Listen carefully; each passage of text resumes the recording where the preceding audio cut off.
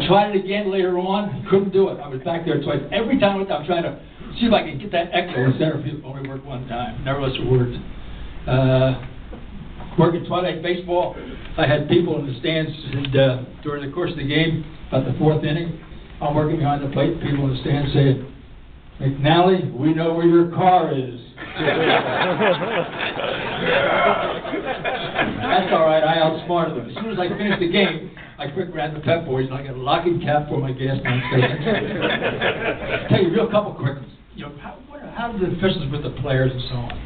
I'm going to give you 2 stories about one of my officials, Eddie Marion, God rest his soul, died 2 years ago. Outstanding, excellent PA, outstanding headliner. And 2 of the stories, I'll give you the first story. He's working the Chicago Bear game, and wing officials on the line of scrimmage, their responsibility would be that when the team hits the line, it's very close to a possible first down, they pinch. In other words, they don't stand out on the sideline. They got to fire in, get the location of the ball, so the ball is spotted at the correct spot by pinching. Eddie told me, something unusual happened yesterday. What do you got here? He said, God, he said, I was working a game. He said, I had a problem with my shoelaces. I said, what? He said, I had a problem with my shoelaces. Shoelaces came untied. You know, I said, God, you know you're supposed to double knot it. You don't want to lose it. All of a sudden, it falls flat on your face. He said, yeah. He said, but it happened a second time.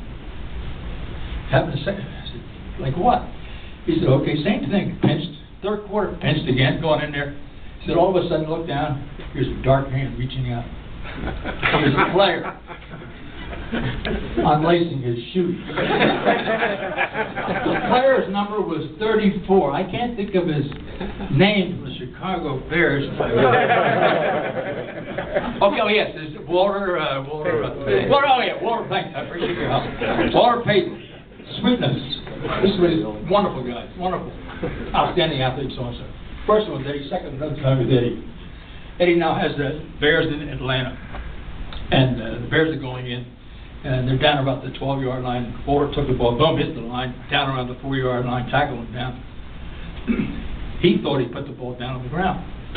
He went back to the huddle. As he's going back to the huddle, here comes Eddie come in, and he ruled that Walter Payton just fumbled, and Atlanta fell on the ball. He's giving the ball to Atlanta to go back the other way. So as he told me later on, he said, I'm pointing, go back the other way. He said, all of a sudden, here's Walter, who went back into the huddle because he felt that he was tackling down, simply put the ball on the ground, didn't fumble. And when Walter saw that all of a sudden he's ruled a fumble going the other way, he came running out of the huddle so fast that he bumped into Eddie, knocked him off stride. Eddie threw the flag 15 yards, tossed him out of the game. So when you get tossed out of the game in the National Football League in those years, it's an automatic fine, $500. The first and only time that Commissioner Loisel would not fine a player was Walter. He said, I'm not going to fine him. He says, got to be something wrong someplace. It turned out, we looked at the film, lo and behold, we found out Eddie was wrong. And Walter did exactly what he said, hit the line, 4-yard line, put the ball on the ground, get back in the huddle. Nevertheless, so I chewed out Eddie, but that's the end of it. Now, one last one about Walter. Sometimes as a supervisor, you get in a jam, you have to do certain things. Part of my job, forget this thing, I'm going to holler. Part of my job is to go before the season starts, now in my own element, and to talk to the players and the coaches about the new rules. Take about an hour. And you really might go in there, and this time you'd have maybe 80 players in the room. So this year, the clubs decided that they want to straighten up the uniforms and get, so there are no problems. We had some players who were taking scissors and cutting the shirts, or some players who were pulling up their pants so that their knees were exposed. In other words, they didn't have padding over the knee.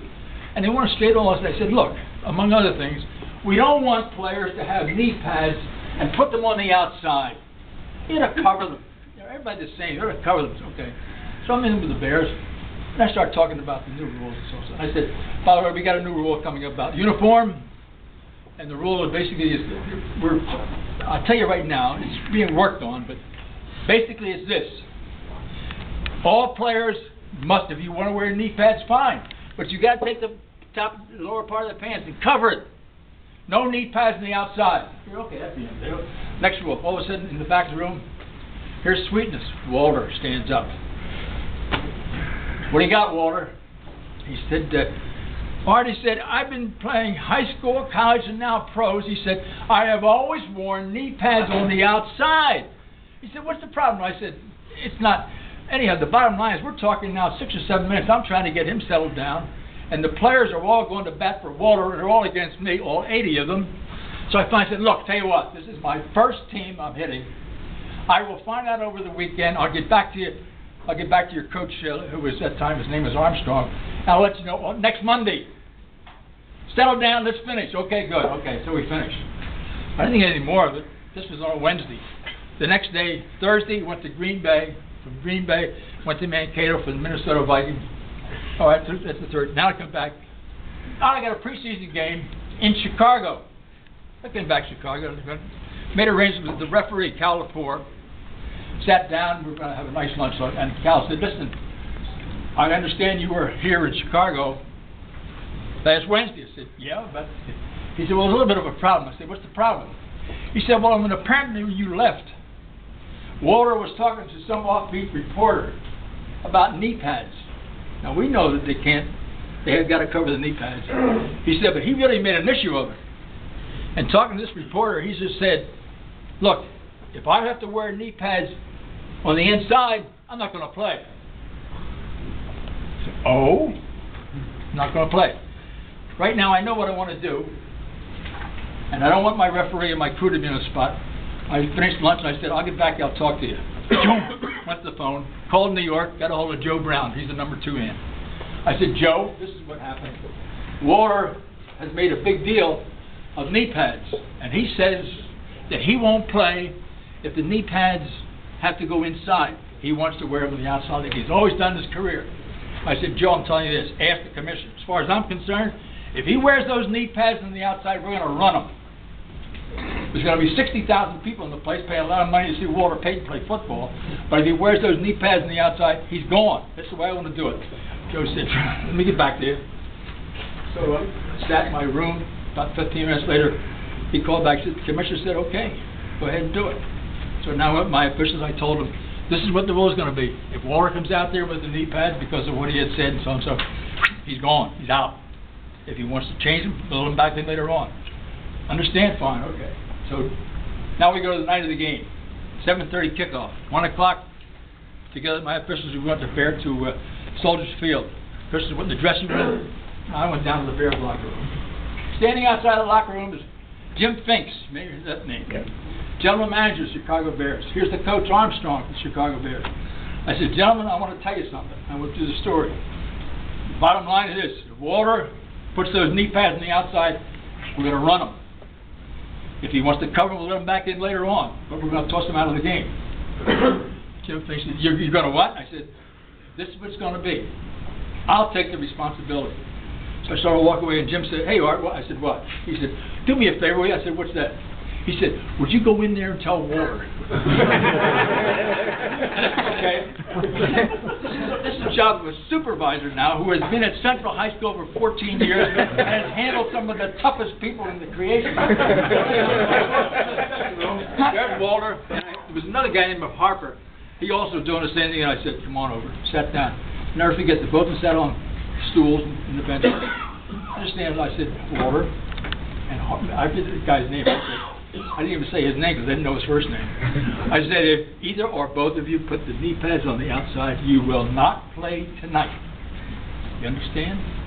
Not going to be a responsibility. Don't be sorry at angry at the officials. You can be angry with me. That's what it's going to be. Okay? He just sat there and looked at me. Never said a word. Out I went. I went upstairs in the press box, binoculars. Here comes Walter for the first time on offense. Taking a look down. When I took a look, here's Walter comes in. No knee pads on the outside. Walter's cooperating. This is great. Through the course of the whole game, I spent more time every time Walter came in to make sure every down. Every time he's on offense, on the field, I got him. Great. Game's over. Walked in the dressing room. I said, that was wonderful. You know, Walter, sweetness, you know how he is. He didn't want to cause a problem. Everybody's happy, so good, fine. Monday, I went back to the office. Went to see Joe Brown. Joe wants to get a report how things went. And I told him the story. And I said, Walter cooperated. never wore the knee pads on the outside. Says, great, really worked out well. So I guess we can go ahead with the rules also. And Joe said, excuse me. And he called his secretary. He said, would you bring that newspaper in? She comes in, walks in. Take a look at this. Here's the Chicago Tribune, front page.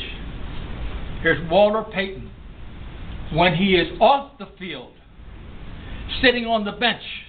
He's sitting on the bench, and there the knee pads are on the outside. And boom, the guy takes a picture of Walter, who said, I'm not going to play without those knee pads. Took the picture of Walter, knee pads on the outside, so Walter won, beat McNally on the play. So thank you. Gentlemen, you've been standing a long time. Thank you. I appreciate what you mean to me. I will remember this night. Thanks very much. Thank you, Art.